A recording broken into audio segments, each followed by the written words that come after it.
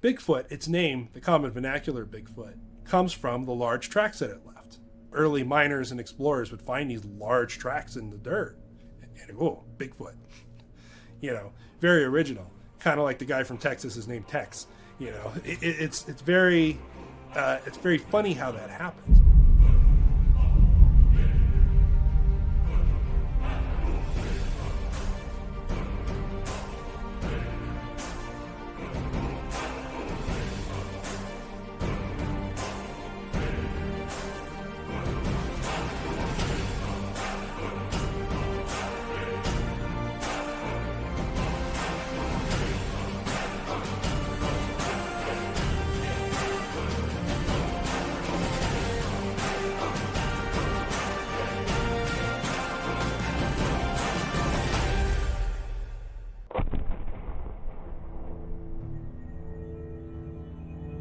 A lot of people in the field of cryptozoology, now cryptozoology means the study of unknown animals, just like an unknown ape that hasn't been found yet, or some class of fish that hasn't been found. That's, in definitive terms, that's what cryptozoology is. But over the years, a lot of other weirder creatures have been reported, that people have seen Bigfoot type creatures vanish in a flash of light, or they've been seen at the same location and time as UFOs and Bigfoot together. A lot of people in cryptozoology have no time for those stories. They're just unknown animals.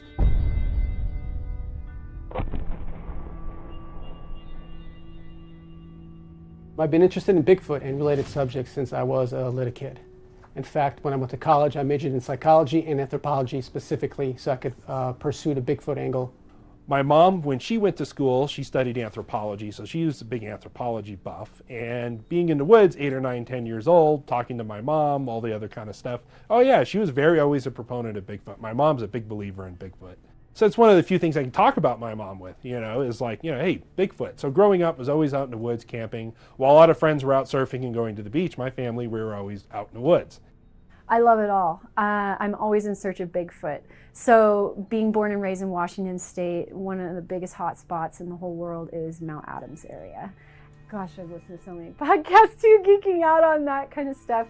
Because I love to climb mountains. I love to be out in nature and do adventure sports, whatever you want to call it. So I spend a lot of time in the woods, and there are times where I'm by myself as well.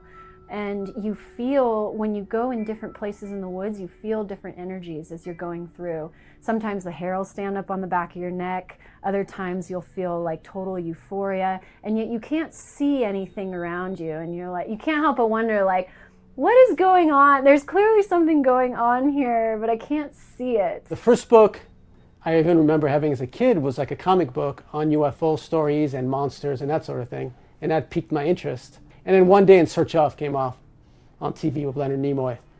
And they had a Yeti episode. And that's pretty much what started my obsession. And a number of years back, I had an encounter with my brother-in-law at my father-in-law's property in the Sierras. And we were on that fire road and we were hunting. We were coyote hunting. Now, I'm not really a big predator hunter, but he wanted to go, so I went with him. And we set up this, we kind of hide it under this big giant oak tree, and we had these rocks, and we were kind of up on a hill, and there's this big clearing. And he set out this coyote call, which is this horrible speaker. You press buttons and it does wounded rabbit call and dying calf's call, and rah, rah, and it was echoing all through the canyon. And he had these little, look like foxtails on a thing that bounce around to try to attract a predator. I'd kind of been into Bigfoot before that, like interested. You watch the shows on TV and stuff. But we're up there and we're all camouflaged out and we got our rifles and we're all hiding in the bushes. And I just remember thinking to myself, predator call. Wow, I wonder if we call in something else other than coyotes. We're sitting there, it's starting to get dark, kind of getting really hard to see. I kind of hear something behind me coming through the leaf litter, and it's almost like a squirrel or like a step, then a step, but it's pretty far behind me and it's faint, and whoosh, a rock, big old rock, flies right over my shoulder, crunches in the dirt. Bounce up, I start looking around. What was that? My brother-in-law kind of jumps back, and we're looking at each other, and we're like, what was that? Was that a coyote? He's like, I don't know. we should get out of here. So we very quickly just basically got up and left. And on the way out, he grabbed his call. And we were on the fire road going back to the main road. And we could hear footsteps behind us. We'd hear 2 or 3 steps. We'd take a few steps and we could kind of hear something behind us. And we turn around with our flashlights. Hello, anybody there? Couldn't see anything. We'd take a few steps and it sounded like something was trailing us out. And every once in a while you'd hear a tree snap or something behind us. And then you'd hear maybe something else. Come to find out, there are a lot of Bigfoot sightings in this area. That particular encounter was very physical, was very here. I did feel a pretty good sense of dread that day. Like, because I didn't know what was going on. Something's throwing a rock. And we got rifles and we got flashlights and stuff. We can't see. We know something's out there. Something threw a rock. There's footsteps. It's really fascinating when you get in there. And then you start to think, well, maybe there is more to this Bigfoot thing. To me, I was always a big animal lover as a kid, and the fact that we can have an animal that's very similar to man, that was still around in the world, that was undiscovered. I've always loved exploration. I was a kid, I always wanted to go around the corner. And to me, that was like the ultimate corner, as a child. And it was like romantic fantasy in a lot of ways, but it seemed so real. At age 12, we moved to London for about 6 months. And I remember going to a bookstore and they had a book on the Loch Ness Monster. And I remember asking the lady at the bookstore, do you have any other books on these type of subjects? And she had a general book on different mysteries. And then it was Bigfoot, Yeti, Loch Ness, UFOs. And that was sort of my first exposure to Bigfoot, because all I knew about was the Yeti at the time. And for me, Bigfoot was always, I don't even remember when the first time I heard about it. I mean, at 7 or 8 years old, you could probably go back in time and ask me, you know what Bigfoot is? Like, yeah, he's a big hairy man. So I remember seeing Harry and Anderson's when I was a kid, because that came out in the 80s. Some of the old In Search Of stuff with Leonard Nimoy. There was always some kind of, and there still is to this day, there's always some kind of a documentary or special where they have the Patterson-Gimlin film. And my mom, she's not an anthropologist that she does that for a living, but that's what she got her college degree in. It's a good filter to put on when you're looking at the Bigfoot subject, because when you look at like the stuff that Dr. Meldrum and even Cliff Barackman does, where they look at the morphology of tracks, the type of locomotion, the weight, the build of the foot, the structure of the body based on a foot, the positioning of bones being different than a human when you upscale. Because if you take a human and you upscale them to 800 pounds, we're not very proportioned for that. But if you move some leg bones and make some things thicker and some things wider, you could very easily get a bipedal creature that big and have it be very, very fast. So when you look at the anthropology section of it, it gets into that and explains a lot of the physicality of these creatures and what people report. Well, so originally the original model when I came out of school was that we had the split between us and the apes 7 million years ago, right, theoretically. We didn't know anything prior to that. We knew very little about gorillas and chimps. Evolutionary history past that because there aren't a lot of fossil.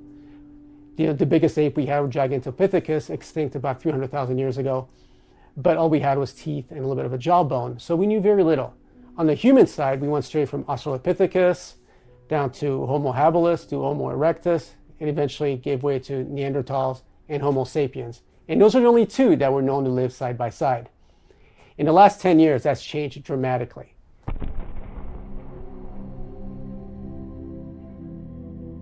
A few years ago, remember the big thing in the news when they discovered the human hobbit, which is Homo florensis, I believe, which was in Southeast Asia. It was a race of humans that were 3 feet tall.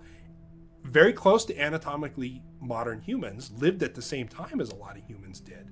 But they were just small. We're not talking dwarfism. We're not talking genetic mutation. We're just talking through evolution or whatever means necessary, creation, whatever you want to believe. They're a small race of people.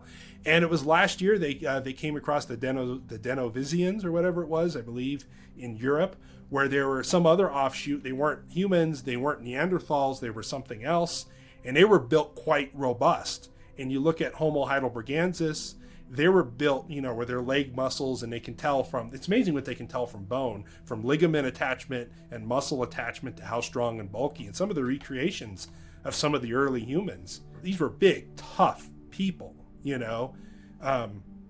hairy, very muscular, run-down animals, had to fight for a living, and you look at the fossil record and they're discovering things all the time. There's a theory that modern Bigfoot is a descendant of Gigantopithecus or Gigantopithecus blacki.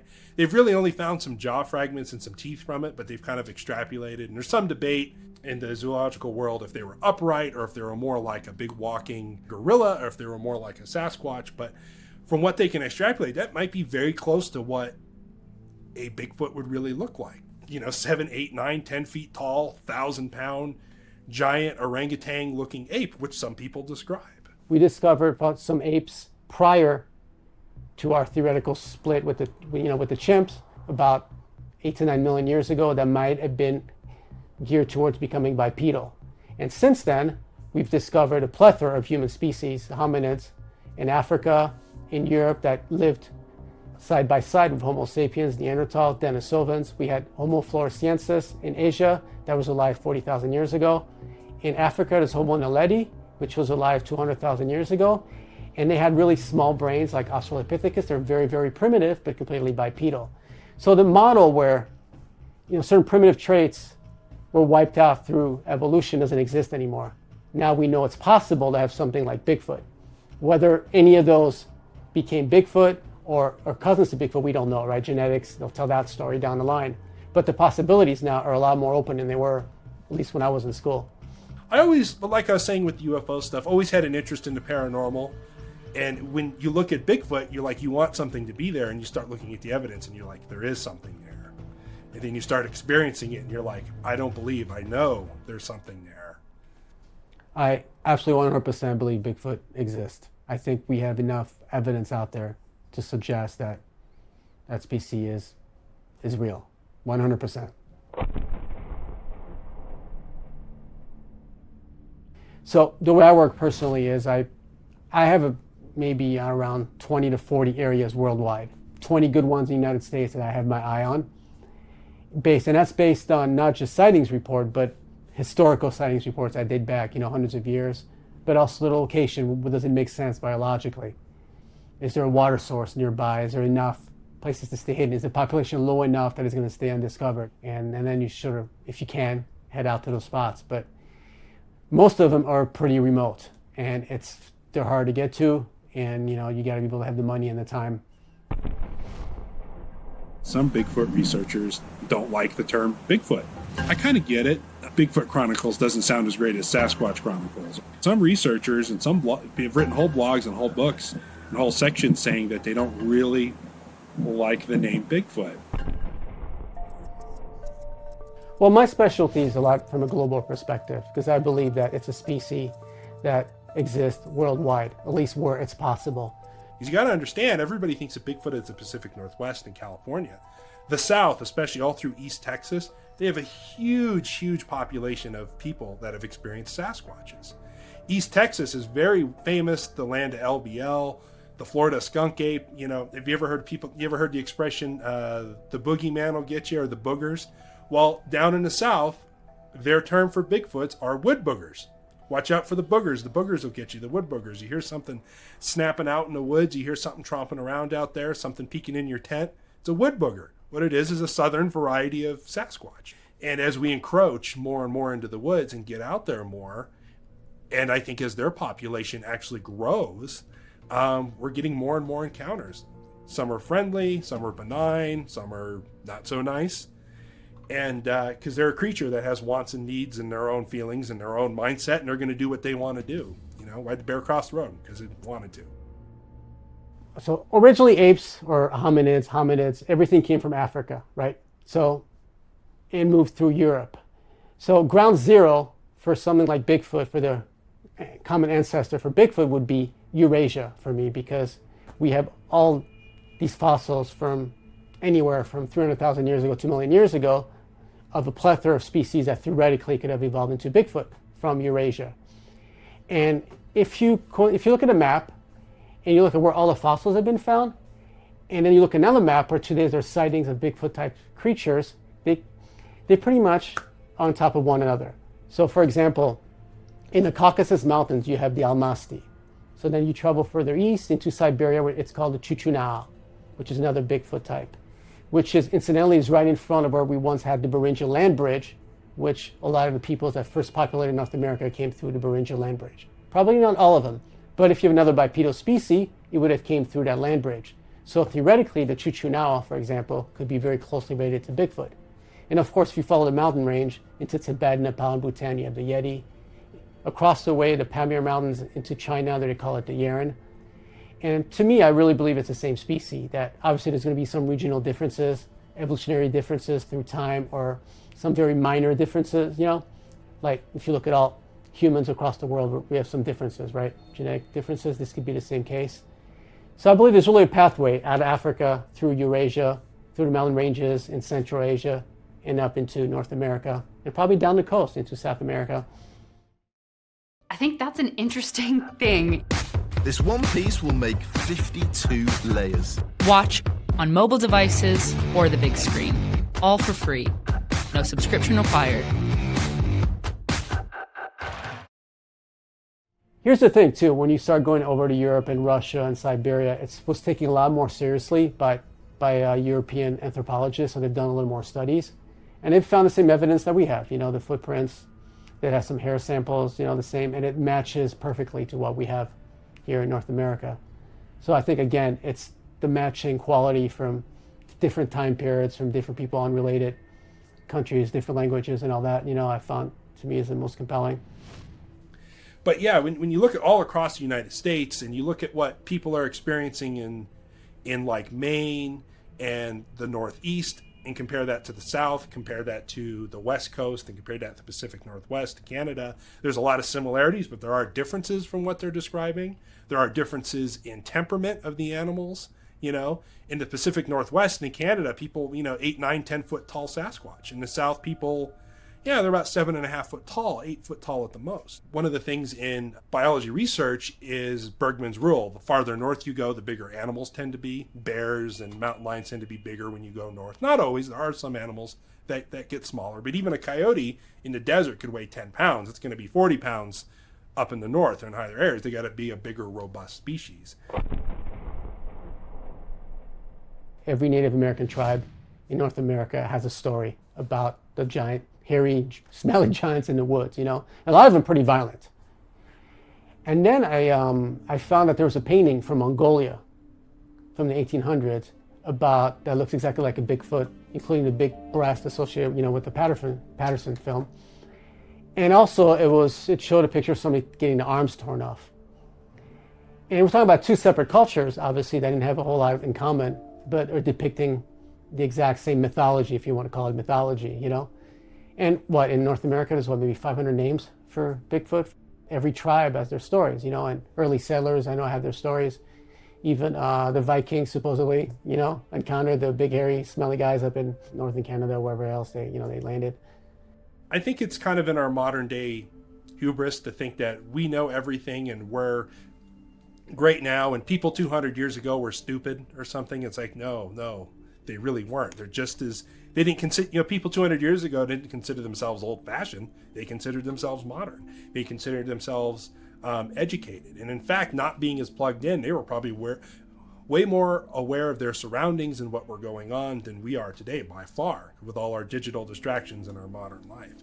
So I think it's very important to look at historical encounters. One gentleman is Tom Seawood. He's actually part of the Kwakwaka'Ewak tribe in the Pacific Northwest, and he does tours and adventures all around Vancouver and Vancouver Island. And he's had a number of encounters. And being a full-fledged tribe member, he actually talks about their tribal beliefs of Bigfoot.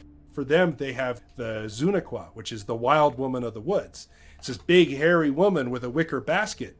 And it's kind of their version of a boogeyman. Don't go out at night.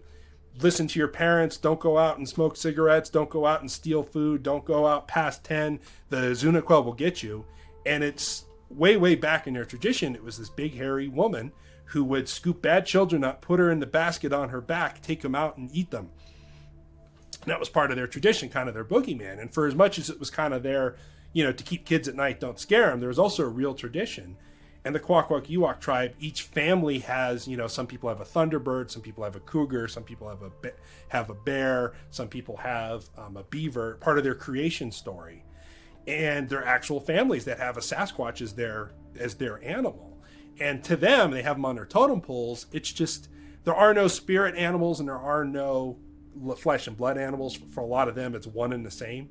So a Sasquatch, a Thunderbird, a bear, a beaver, a squirrel, they're all the same to them, and they all recognize them as being there. That they also recognize that the Zunaqua, the male Zunaqua and the female Zunaqua, the wild woman of the woods, are referred to as the wild man or the tribe. They refer to them as people, quite interestingly.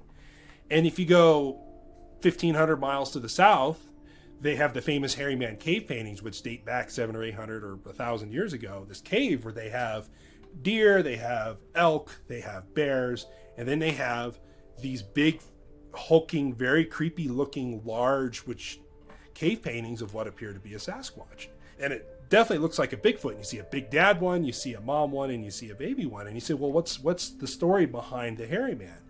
And it's strikingly a lot like the Kwakwak Ewok tribe. They say, hey, don't go out at night. The hairy man will get you. We hunt during the day. They hunt at night. Women shouldn't travel alone to go get water or anything because they'll abduct people. It's the hairy man. Don't go out at night. The hairy man will get you. And if you look all across virtually every tribe in the United States, from desert tribes to mountain tribes to the plains tribes, they all have a tradition of Bigfoot. Whether it's the Genosqua, the stone giants from the East Coast, to different versions of the word Wendigo, which everybody thinks of Wendigo as the Native American cannibal spirit, but there was actually some translations of Wendigo that show more of a Sasquatch creature that ate people. And for a lot of their ape-like features, I think there is a lot of human in these creatures. And I think that's what does make them so fascinating, is when you go to the zoo and you look at a gorilla or a chimpanzee, you still see an animal, a very intelligent animal. But when you think of a Sasquatch and then you get in encounters or you experience one of these things close up, it's a predator like a human. It's the master of its environment. And what makes humans the dominant species on the planet is we're intelligent. We're not necessarily the biggest and strongest. So think of something that's probably just about on par with you in intelligence, but is built like the Incredible Hulk. And that's a very, like, it can do whatever it wants to do and you're at their mercy. When I go out in the field, the first thing I look for obviously is an area that not just has had sightings, I think that's overrated, but an area that makes sense biologically in terms of having resources, shelter, food, water. Also, it has a long history of sightings, not just modern sightings, right? So, and then when you go out in the woods, you look for signs, for example, broken tree branches. And granted, that's a little overrated. Everybody, unfortunately, that's been featured on Finding Bigfoot, and now everybody think that every broken branch in the woods is Bigfoot. The truth is, you go after the snow will break branches when it melts and so forth. But if you can find branches that are twisted, for example, and really big tree trunks have been moved, or it's a little more intriguing, One of if I'm going to an area I've never been before or an area I haven't been in a long time, I go online and I just the very first thing I do is background research. But also, if you take a look, you just Google Earth, you realize there's hundreds of miles of trees and woods that not only is there no people around, people have probably never been other than flown over. Very rugged terrain.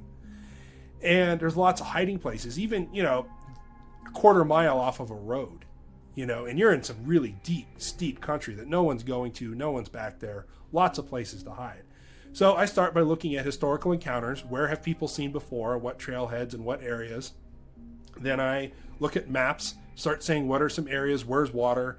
I always love to look in August, October, especially in Southern California, the driest time of the year. Because if I can find water on a trail or an area, an old dried up pond, a creek that's dried up but still has pools, if I can find water in October in California, there's going to be animals around. Because that's the hottest, driest time of the year, because it's had all summer to dry out. There hasn't been any snow or any rain. So I look for water sources, how close are they to main roads, food sources, hunting areas, protected areas. And from there, if I actually go out there, when you're actually in the woods, they're way better trackers and people than me, but I'm looking at tracks. I'm looking for tree breaks and snaps of something going through the woods. I'm always looking up at the high ground, because the high ground's important. If you see what looks like a bunch of trees falling over, well, maybe they're not falling over on accident. Maybe that's a blind. You got to think like a hunter. You'd want to obscure your area to watch a trail. The trail that you're on might be a human footpath, but are there game trails? Or do you see other little trails going up and off all over the place? Well, this is for animals to go. Animals like using trails, because like humans, trails are easier than just walking through the bushes. So you look through these, you look for blinds, you look for areas, you look for the classic tree structures and X formations and other things that people find out there. One of the other phenomenons that's very common is I've been out in the middle of the woods, very far and deep, and you find a fire ring. It'll have a circle of rocks, and it'll have wood in it, not burned, no charcoal.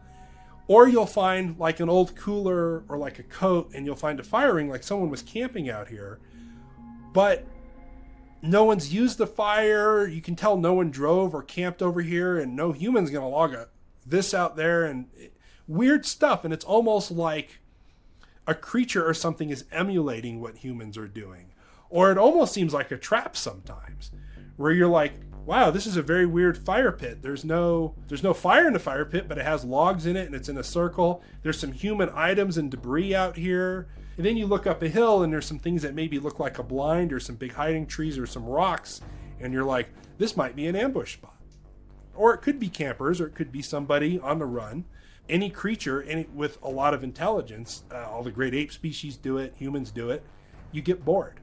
I think these things do get creative, and I think, going on to another subject, I think we are a lot of their entertainment. Why they do look in windows, why they do come around campsites, why they do throw rocks and acorns and shake our tents in the middle of the night and do that kind of stuff. I think they like to see our reactions. I think they get bored. They don't have the internet, they don't have cable, they don't have that kind of stuff. So I think it's very common for them to pester us. Sometimes they want to get us to go away. Sometimes we're interrupting a hunt, I think. Sometimes we're getting close to their young, or where other ones are sleeping. Or sometimes they just want to screw with us. And other times I think they're curious and they just want to watch. You see on the TV shows where they're tree knocking and they're hooping and hollering and they're doing all this stuff.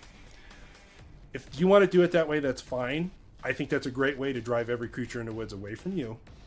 I just say watch your footing, be quiet, move stealthy, listen, watch, be aware of your surroundings, take a deep breath, smells, sights, sounds.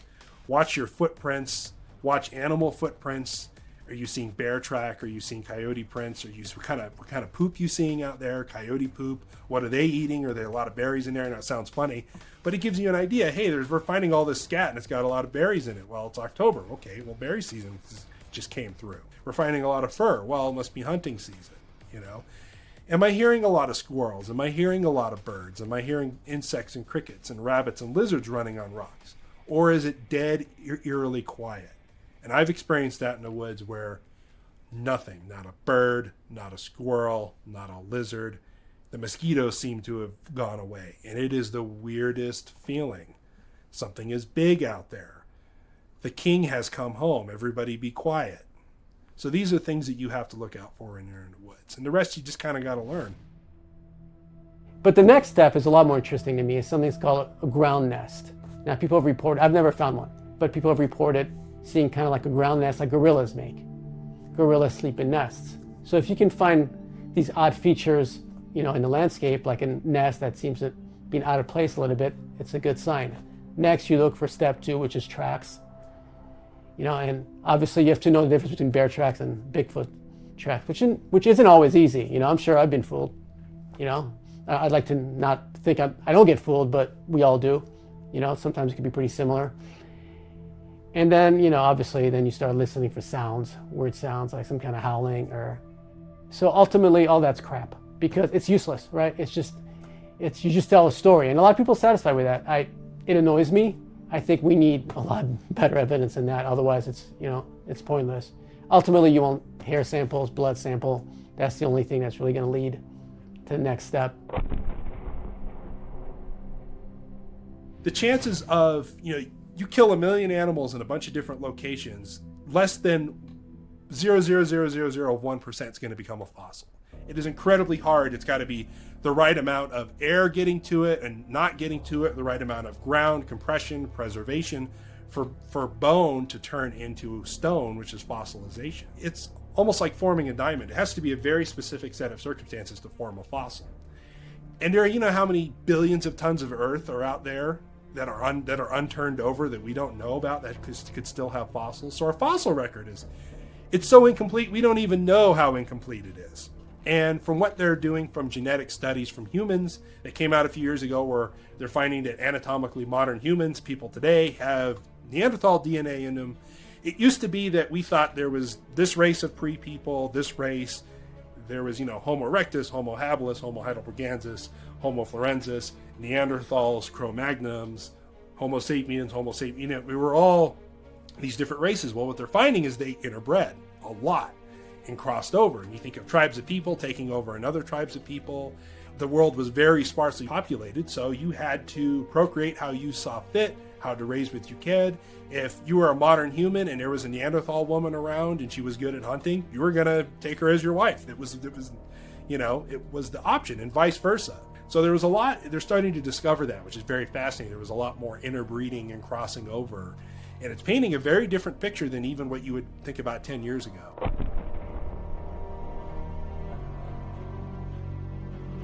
So the biggest complaint I get is that why isn't Bigfoot captured on video or in pictures all the time? And part of me has no answer, because I agree we should really be getting better evidence, and maybe the evidence is out there but it's not public. Now, I've seen some private couple pictures are actually pretty good. Not maybe Patterson-Gimlin good, but pretty close. And there's some footage even on YouTube that I think is pretty intriguing if you know what you're looking for. But there's 80% of those you see on YouTube are hoaxes, you know, and even Bigfoot experts get fooled. You know, I'm sure I've been fooled by a couple, but some people should know better.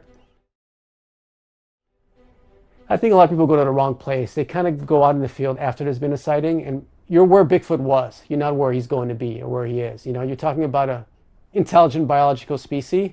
I think you have to go a lot deeper in the woods if you're really going to get some quality footage. And look, and I've been out there, right? I've been in the woods. Man, it's hard to get around. You're moving like, you know, a mile per like couple hours sometimes, you know. A species that's adapted specifically for that environment if he wants to stay out of sight. Especially we're talking fur color that can camouflage with the trees very easily. It's hard, man. It's hard to get a lot of pictures and footage out there. But I agree, that's the main skeptic point that we should have a better answer for, and I don't have one. Well, 150 years ago, nobody knew what a gorilla was. If you guys are familiar with what an okapi is, it's a cousin of the giraffe. They thought it was a legend until the 1930s. They're discovering new species in small areas, mostly, you know, insects and birds and things all the time.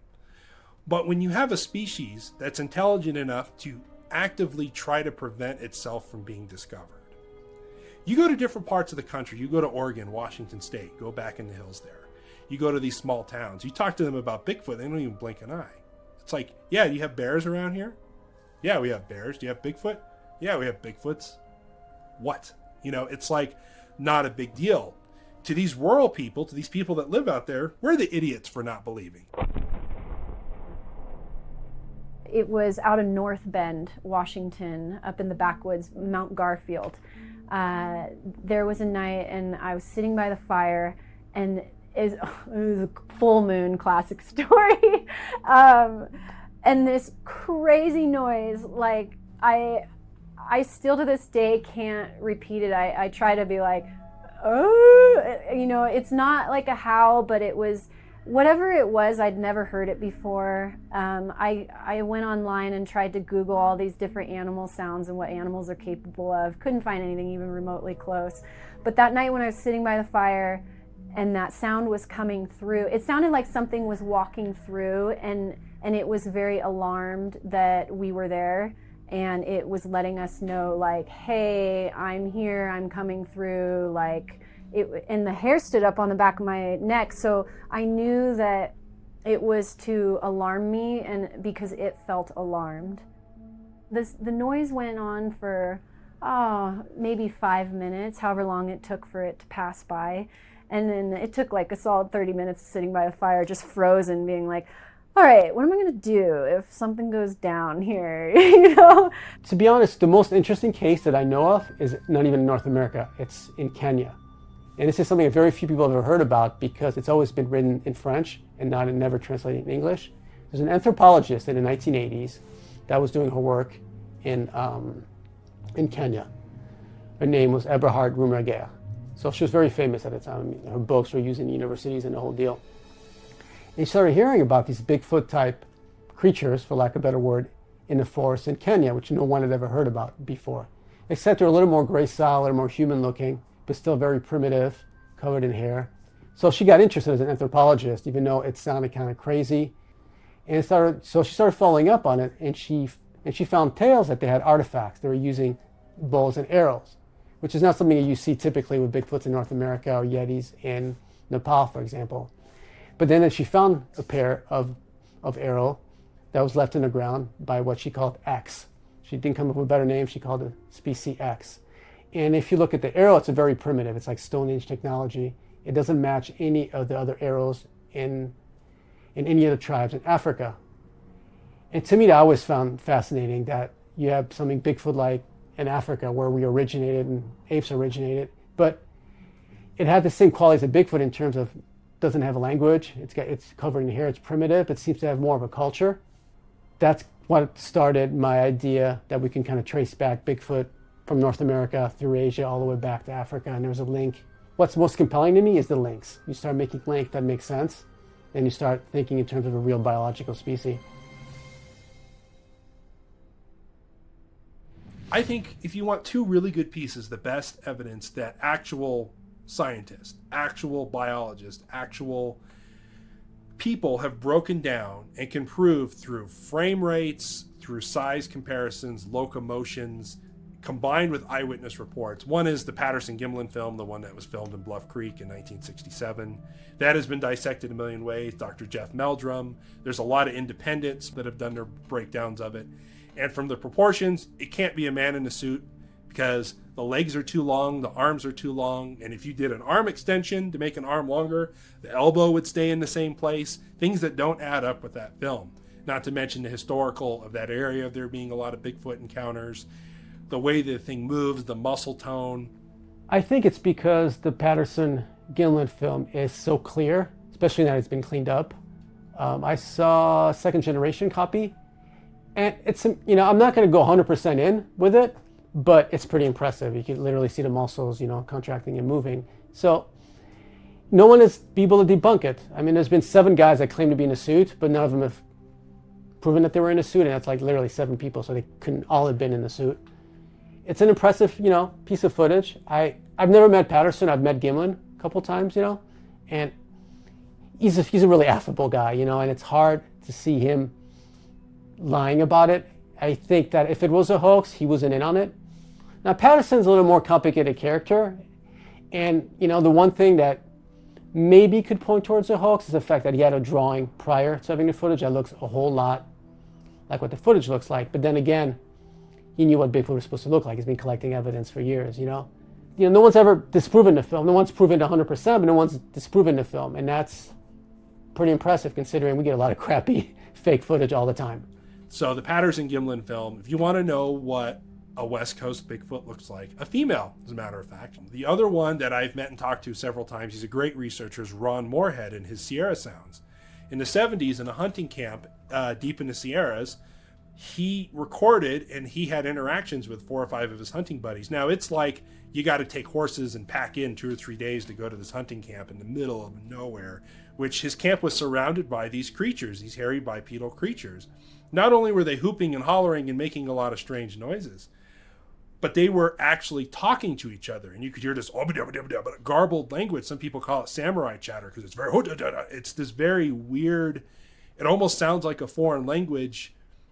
So when he had all this recorded and he brought it to linguistical experts, language experts, military grade stuff, people that work for the Pentagon trying to break codes and translate things, and they broke down and they said, well, there's a number of phenomena that's going on here in the Sierra Sounds. One, they can tell the same creature is reaching octaves higher and lower than humans can do, almost to the set of having a second set of vocal cords.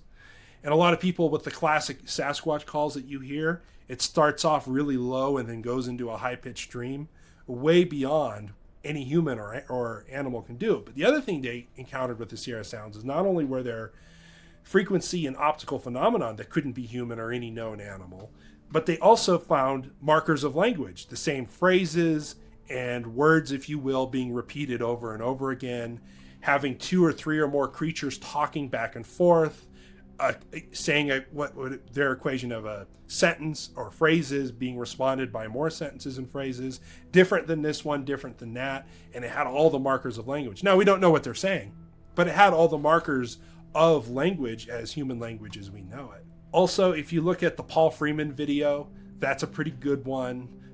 Just kind of use your judgment. For me, if it feels fake, it's probably fake. If it looks real, don't say it's 100% real, but observe what you know. Look at the motion. Does it look like a creature? How is the hair sticking to it? Does it look baggy like an oversized fur suit? Is there muscle tone? What can you see? How are the proportions? Are they non-human proportions? The documentary that we were talking about earlier about the guy who came out with these very clear images of Bigfoot on Netflix, the biggest problem that a lot of people had, and I got a lot of grief over this because I disagreed with him, is that his Sasquatch that he filmed had human proportions. The eyes and nose and mouth were all in range of humans. Where if you look at the Patterson-Gimlin film and some of the other images that they've caught of Sasquatches, and the proportions of the upper lip, nose, everything way different than a human. It's somewhere, coincidentally, if you took a chimpanzee or a gorilla and you took a human, the proportions of what people have caught on film for Sasquatch is somewhere in the middle. So when you see something that's generally human-sized and has human proportions, not completely dismissing that it's a fake or a hoax, but more than likely it's probably a guy in a suit or a reenactment. Yeah, there's that footage that's become real popular recently of up close of a face of a Bigfoot. There's two Bigfoots. It's been making the rounds. A lot of people have backed it. It's been in a lot of documentaries and films. I personally think it's complete crap. I think it's a hoax. It doesn't correspond to any of what we know of what Bigfoot's supposed to look like, nor does it look specifically like what you would expect either an ape to look like or a modern hominin of that size. Some of the features are a little too thin. You know, like it just doesn't match anything that we know of in terms of description, historical description of what we know from the fossil record. All you see is the head, first of all, and that's, if you're able to capture the head that well, you should be able to wait, see the animal should be able to walk away or get up or do something else, you know? So that's the first sign. Another sign I look for, also in a lot of hoaxes, is when the camera's already focused on a particular spot, like a trail, and all of a sudden something walks right through it, and then, you know, in perfect focus, and then disappears. That's usually a sign that you're dealing with, you know, fake footage. Here's where we get into some complicated areas. The gentleman that took those pictures or fabricated those pictures has other footage that's actually pretty intriguing from earlier in Canada. I found that footage actually pretty decent. He's got some of like Bigfoot's walking up a hill and so forth. And that's the problem that we get into. You know, a lot of guys will go out there and they'll start off being honest researchers and they'll get a little bit of footage and they'll get a little bit, you know, a couple checks here and there, and all of a sudden you need to prove more and more and more. And that's where a lot of the hoaxing comes about. The other thing you can do is I've had people send me lots of pictures and say, this looks like a pretty convincing Sasquatch photo. What do you think? I go on Amazon and Google monkey suit or Bigfoot costume or gorilla costume, and I can see the exact same mask or look at the hands. And I'm like, well, someone's hoaxing, or someone was not hoaxing, but making a commercial or playing a prank or something. And then they got taken out of context too, you know? So I really don't think there's that many hoaxers. I just think, like I said, old college films, people doing something else, a bear at a wrong angle, and then people misinterpreting it. But as far as deliberate hoaxers, I don't think there's necessarily that many. So I think you just kind of got to use their judgment. There's so much out there when it comes to photos of Bigfoot. Yeah, the question of why people would want to make hoaxes, I've never been able to wrap my head around it, you know, specifically. I think part of it, people just like to be on TV for 2 minutes. People just get off, you know, fooling people, or maybe they think you can make some money off it. I mean, let me tell you, there's not a whole lot of money in the Bigfoot field, you know? I mean, you can make money off the hoax ultimately because you can't prove it. Well, there are a number of Bigfoot researchers who carry firearms in the woods. I'm one of them. And I have no intention of shooting a Sasquatch in cold blood. I have no intention of taking one for science or any of those other kind of stuff. It's purely defensive. If I'm attacked by a bear or a mountain lion, or believe it or not, humans can be very bad people. I think we all know that. So if I come across something in the woods that's perhaps dangerous and I shouldn't be there, whether it be human or otherwise, or a Sasquatch, there are a lot of people in the South. There's a lot of grow operations and things, and there's a lot of people in this world that just want to be left alone. Bigfoot, bear, human, or otherwise. And you don't want to mess with these people. So putting on a Bigfoot costume and running through some old man's backyard or through some fields is a bad idea. There's been a number of stories of people who have been shot or hit by cars who have been in Bigfoot costumes. You can find them. There was one in Montana a few years ago where a guy dressed up in a Sasquatch outfit and ran across the road and he got hit by a car. and then got hit going the other way by another car by a teenager on her cell phone. It's not a smart thing.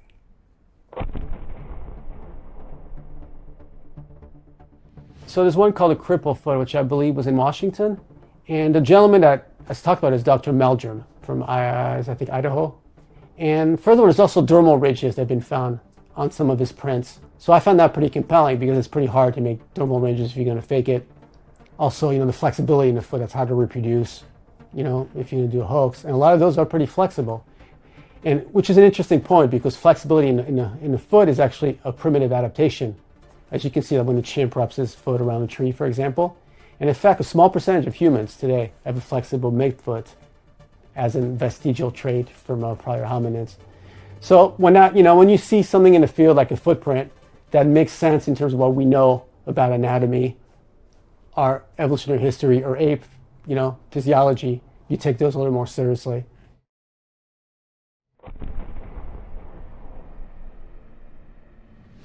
There's been plenty of hair samples that have been collected that get sent to labs. Now here's the thing, when you say you find a hair sample and you send it into a lab somewhere, you find a research, you find a college, you send it into a lab, they compare that hair to everything that's known.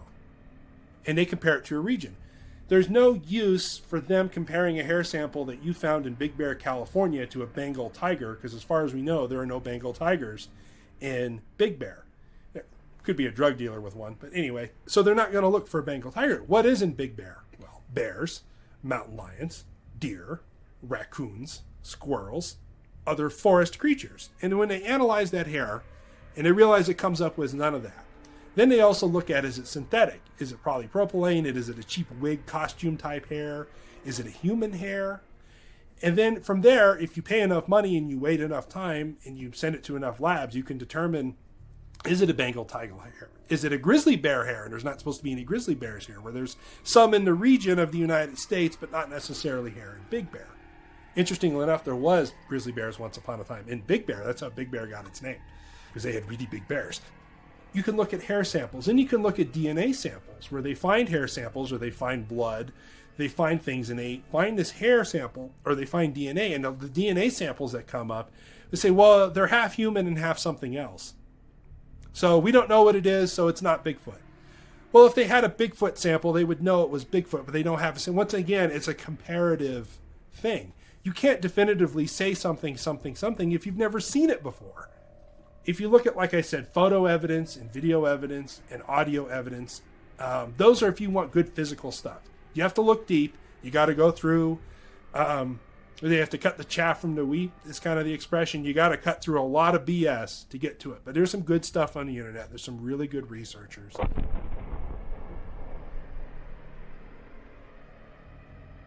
Yeah, I'm not sure what really keeps me in the field aside from just that spirit of exploration. I just love being out there, which is, to me, whether you're out looking for Bigfoot or any other cryptozoological animal or aliens, or you're out there trying to find, proof of ghosts, it's like Las Vegas, right? You can hit it big at any moment. And that addictive personality, I think it really feeds you, because you're like, I can come around the corner and boom. And you'll lose more than you'll win. But I think just that little chance that, you can come up with something. And also, I think it's important. I think if you look at an environment today, obviously there's a lot of ecological problems, right? There's fires from Siberia to the Congo to the Amazon to now in Australia. We're talking about a lot of species going extinct. And I think we forget sometimes that if we're dealing with even Bigfoot or any other, Nessie, whatever you want to talk about, we're talking about real bona fide species that it's our responsibility to stop them going extinct. We need to start the state of the world. We need to really start thinking in terms of like saving the environment and saving some of these species that, you see species going extinct every day. And that literally keeps me up at night, the idea that we can have this species that can tell us so much about how to survive. Well, that's a whole nother subject right there. The only time I ever find dead animals in the woods are generally from humans. Most animals don't want to be pecked to death or bitten to death or torn apart when they're dying. So they go seclude themselves somewhere and die in peace, away from other animals, away from humans. If I clunked you over the head in the woods and you were wandering around, you'd want to go find a shady, safe spot away from what clunked you on the head and recover And in the woods, there's no medicine. You're going to get better or you're going to die. And you have to remember, North America has very acidic soil. So any bones that are left behind, and the primary minerals in bones, calcium, magnesium, that other stuff, gets eaten away very quickly, especially in pine forest. Because pine needles are very acidic and all that breaks down in the woods. So things rot away very, very quickly as far as bones. And if you ever have encountered a dead body of an animal or shot squirrels or whatever, and you've maybe, gutted them out or a gut pile or something, or you've come across an animal kill, even just go on National Geographic or YouTube and go or watch a Yellowstone National Park documentary where a winter kill happens, where an animal drops dead in the winter from the cold, or a bear gets it, or the wolves get it. Within 3 days, it's a half-picked skeleton. Within a week, it's a skeleton. Within 2 weeks, those bones are scattered. Within a month, you might find a rib bone. Most of the bones are broken and crunched by other animals. You might find a skull over here. You come back a year from that point, as more pine needles come down and rain and snow and everything else, they're going to be half buried. You come back in 2 years, you'd be lucky if you'd found one bone of that creature. And I've experienced that growing up in the woods. When I would visit my uncle's house in Montana, there was a moose that died by the river where he was. And the river was about a quarter mile from his house. And I remember when we first saw it, it was like a skeleton. And my uncle told me that it died a month ago. And it was had flesh on everything. It was picked clean. It looked like a white skeleton from a museum. Then I remember over a few weeks coming back, the bones being a little more scattered, a little more broken down. And then I remember the next summer coming up to visit him, going back and looking for it, and maybe finding 1 or 2 bones. And it was just as a kid, wow, things don't last long. So the animals are going to go away from humans and everything else and die where we don't. It's not going to be convenient for us to get to them. And when it comes to Bigfoot, if you look at Neanderthal species, if you look at a lot of other pre-humans, they have found burial sites of pre-humans. Large animals such as elephants have been found coming back years later to where other elephants have died and mourning over them and picking up the skulls and playing with them and stuff in Africa. And they're showing signs of being mourned, that they remember that person coming back to the death of an individual years later. Apes have exhibited this stuff too, where they mourn for the loss of somebody, or there's an older ape or something that can't eat as well, so they're bringing them food. And in my opinion, Bigfoot's being much more closer to humans. Perhaps they bury their dead. The other thing to consider, times are tough. It's 15, 20 degrees out. It's really hard to hunt. We're buried up to our belly button in snow. If one falls dead, maybe they eat them. That's 600-700 pounds of protein right there. There's lots of evidence that modern humans ate Neanderthals and Neanderthals ate modern humans. To this day, I mean, there's cannibalism happens. It's very taboo. And it's very common in other species. Bears will eat other bears. It's common in every species out there, cannibalism. And there's even new stuff come out in the last couple of years with chimpanzees, where a troop of chimpanzees will go invade another troop of chimpanzees and eat them. They'll tear them apart very violently. It's horrific to watch. People killing, or there'll be a troop of chimpanzees and there'll be the leader, and the young leader will go kill and eat and dismember the very violent stuff, the older chimpanzees, to take over the troop. So why would we think that Bigfoot, who has a striking resemblance to humans and apes, would not possibly bury their dead, would not possibly eat their dead, would not possibly dispose of their bones and crunch them up? Who knows? If you have a patch of woods, there's been a Bigfoot sighting there. And I think anybody who's grown up in either the country or semi-rural area, there's always the stories of don't go down that road, or, oh, those old woods are haunted, or grandpa told you, you can hunt on the east side of the mountain, but don't hunt on the west side of the mountain. Why? Just because I said so, don't hunt on the west side of the mountain.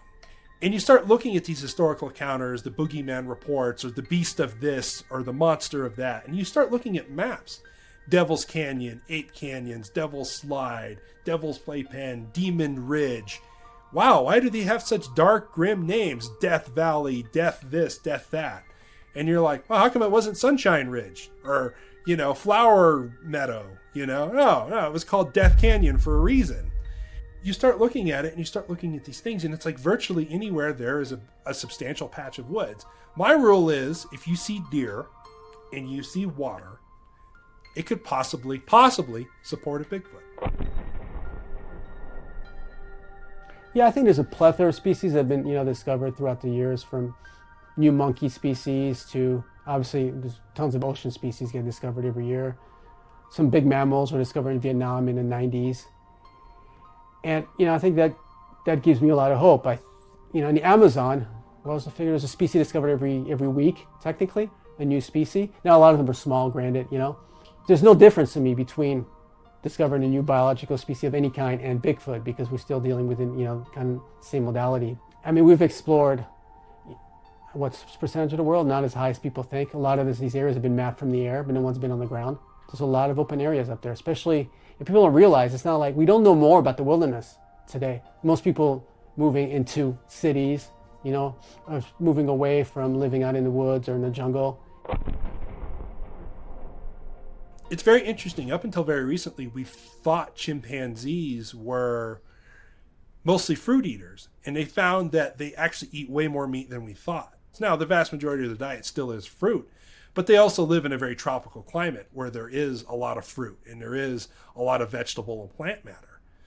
But they find they're eating a lot more meat than they previously thought.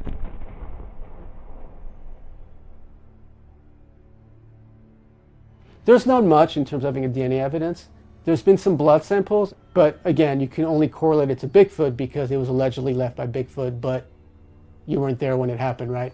But nonetheless, some of the hair samples, and not just here, but we've had some in China, that turn out to be primate, closely related to human, but not human. And that's as far as you can go. Because the way DNA works is there's a database, right, of all the known species, and all you can do is not, if it doesn't match, you have something new. But you can't identify it because you can't match it to anything. And since there's no official Bigfoot species in, officially biologically or in the DNA database, it comes back as unknown. But there's enough hair samples, and I think there's one blood sample, I believe, that was taken up way up north in, I think it was in Canada, that came up as, primate, non-human. And that's extremely intriguing. You still have to explain that. What's going on is there's a bunch of stories of people who've shot these things over the years. And people have come out, the trucks have pulled up, the helicopters have landed, and they've disposed of the bodies. And people have said, if you know it's good for you, you saw a bear, or nothing happened here. It seems like the government's okay with you talking about them, with you even going out in the woods and looking for them, or even making videos about them. But if you get that good, clear video, it's either going to disappear or it's going to be discredited. Now, once somebody gets good, solid information, if you come to me and say you saw Bigfoot, that's fine. But if you and 3 or 4 of your buddies were out on a hike and you all saw it at the same time, and now 4 or 5 people are telling the same story about the same location, maybe even one of you has a cell phone picture of it, that's when you might experience some kind of a cover-up. Now, the reason for the cover-up is why would they want it suppressed? And there's many levels of it. There's a very practical level of if they acknowledged Bigfoot existed, they would have to protect them. And they would have to study them, and then that goes into the logging industry would be shut down. And there's a lot of insiders in the logging industry. They know fair well about Bigfoots, and they hate Bigfoots. And some of them, I've even heard stories, hire guns to go out and chase them off. Because if there's Bigfoots in the area, they slow down the loggers, and they don't want any proof. And then there's a lot of missing people. There's tons of people who have gone missing in the woods. And I myself think not all of them, but some of those people have probably been taken and killed or eaten by Bigfoot. And that's a big liability if the government knows it. Then you start getting into the more, that Bigfoot isn't a natural creature. Maybe they have a more paranormal element. Maybe there's some kind of genetic manipulation. Maybe there's some that have been manipulated in the lab. Maybe some have an alien connection. Maybe some have a biblical connection. And that would kind of go against evolution and creation. And there's a lot of different levels, from very practical reason to why they'd want to cover it up to some very out there conspiracy type stuff. But whatever reason it is, there is a campaign to keep it a beef jerky commercial, to keep it a joke, to keep Bigfoot on the fringe of things, to keep it as a coffee mug or a funny t-shirt, hide and seek champion, and oh yeah, he saw Bigfoot, yeah, I bet you he got abducted by aliens, to keep it a joke. That is starting to go away. I think the internet's a beautiful thing, and as much suppression can be on the internet. I've seen a lot of other really good YouTube creators have their views go in the toilet, have subscribers be actively unsubscribed. It's really whatever it is. And there's no saying it's the government. There's no saying it's a third-party entity. There's no saying it's the Illuminati or New World Order or whatever it is. Not saying it's one thing or whatever it is. Whatever entity out there. If you look close enough, there's actively an organization or a group of people trying to suppress the truth about Bigfoot.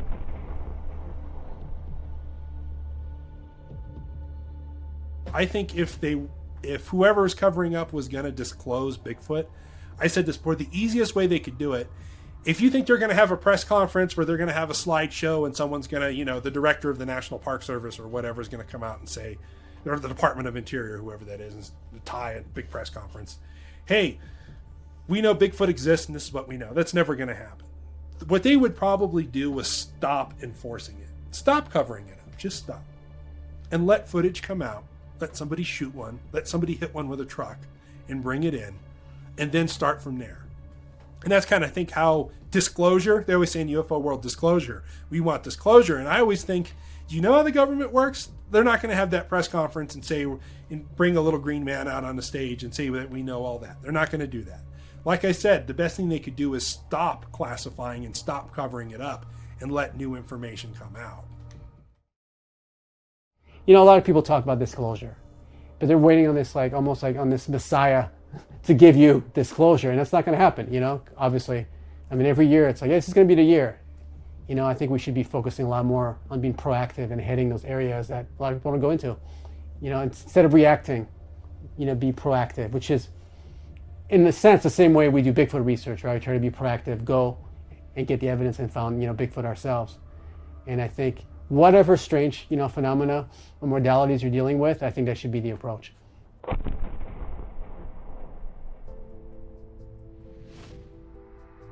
Matt Squatch is a play on Sasquatch. Back in the day, I had a big gnarly beard. Everybody said I looked like a Sasquatch, so they would call me Matt Squatch, and it was just kind of a nickname. I actually started just as a generic YouTube channel. I wanted to do cooking videos and do some prepping videos and some hikes, and I told a couple Bigfoot stories on there. And they kind of went viral, but a lot of people watched them and was very interested. And then Wes had me on Sasquatch Counters, and then I said a number of people.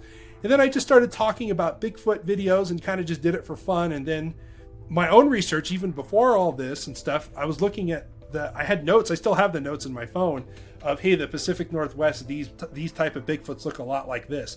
In the South, they look a lot like this. And here they look a lot like this. And then it was the 4 types of Bigfoot. Then it was the 10 types of Bigfoot.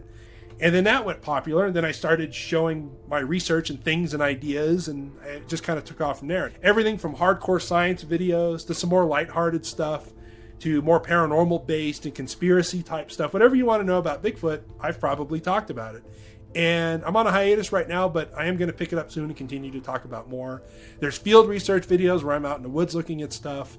Lots of videos discussing different subgenres and questions like, how much does a Bigfoot weigh? How tall do they get? Different type of things. What do tree structures mean? What do tree knocks mean? What do the different calls mean? My interpretations of what these things mean. Not that I definitively know, but my opinions based on what I've heard and what other researchers have done. I look up famous Bigfoot sightings on different websites and go to that location and kind of do a follow-up even years later. Look at the surroundings. Could this area support a Bigfoot? Could it not support a Bigfoot? Is there cover? And break it down from different cases and famous sightings and stuff, and go through lore. Kind of cover all sorts of things Bigfoot.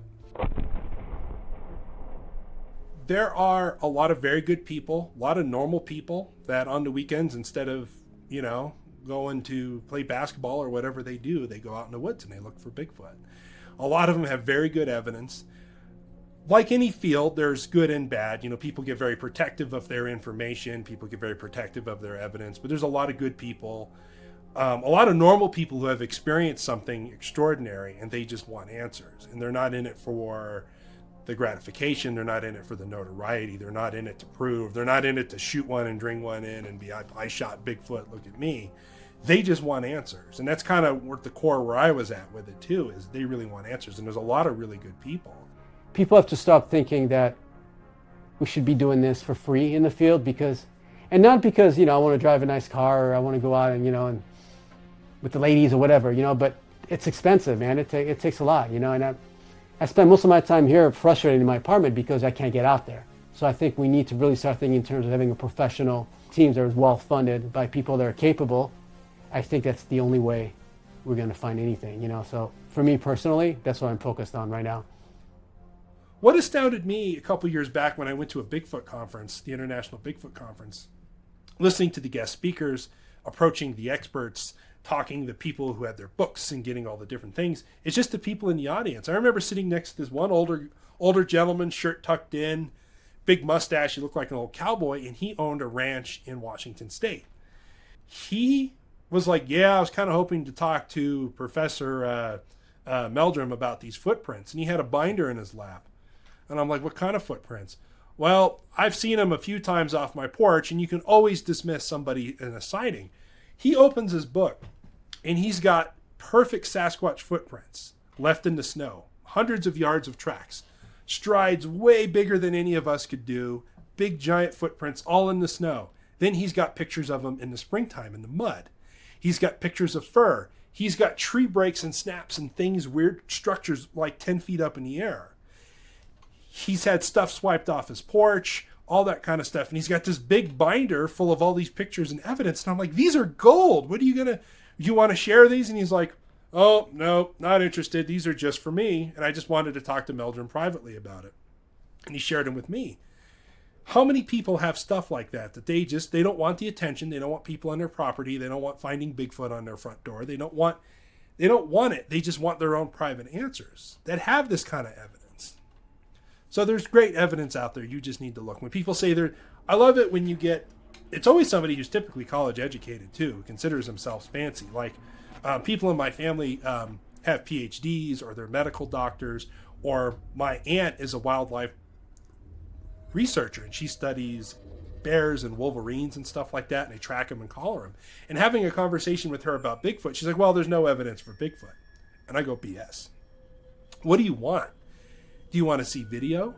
Do you want to hear audio? Do you want footprints? Do you want hair samples? Do you want DNA? Do you want thousands of years of Native American traditions from virtually every tribe all across the United States, Canada, and Mexico, all referring to the same creature?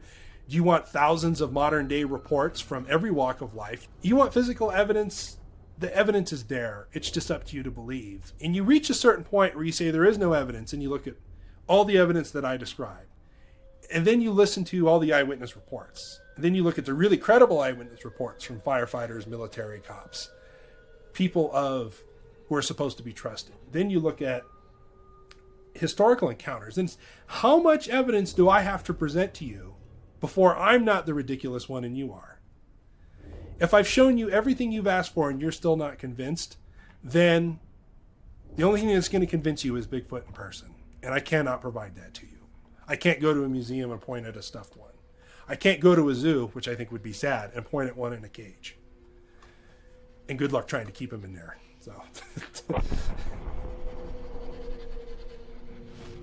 I think maybe one thing that doesn't get talked about enough is the danger associated with going out in the woods and looking for Bigfoot, So we have a lot of TV shows, right, that dramatize or show how much fun it is to go out in the woods, but you're still putting yourself in certain danger. You're out in the woods and it's not for everyone. And I get that, but whether you're dealing with a hominid species, so related to man, or an ape species, you're still dealing with a certain amount of danger. You're dealing with a big species, big animal that may feel threatened when you go towards this territory. So I don't want people to go out there and go, oh, bring their kids, we're going to go looking for Bigfoot in an alleged, Bigfoot area. I think there's a certain amount of danger to that. You're still dealing with either, again, a wild animal or a primitive human that may feel threatened, and they'll react to defend themselves, or especially if they have a juvenile nearby. I think we need to start thinking in terms of that. I mean, there's tons of disappearances, right? Out in the forest, people disappear all the time. They're never found. I've heard some stories of people being attacked. People that didn't want to go on the record, but they've told me they've been attacked by Bigfoots, a group of them at times even. I'll even tell you an exclusive story, and this isn't from North America, but it's from, it happened in Nepal. And this was years ago, but I can exemplify kind of the dangers involved. So this was this doctor. He actually worked for the CIA, doing whatever work he was doing, right? And he was over this ledge, and he was hearing this growling. And on the other side of the ledge was a tiger and what he called a yeti. And in the middle of that, there was like some kind of dead prey, like a deer or whatever, native species, similar to deer in Nepal.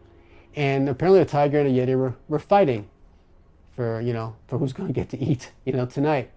And at some point, apparently the tiger swiped at the yeti, and the yeti apparently got pissed off and grabbed the tiger, put it over his head, snapped his back, threw it on the ground, and then grabbed the prey and walked off.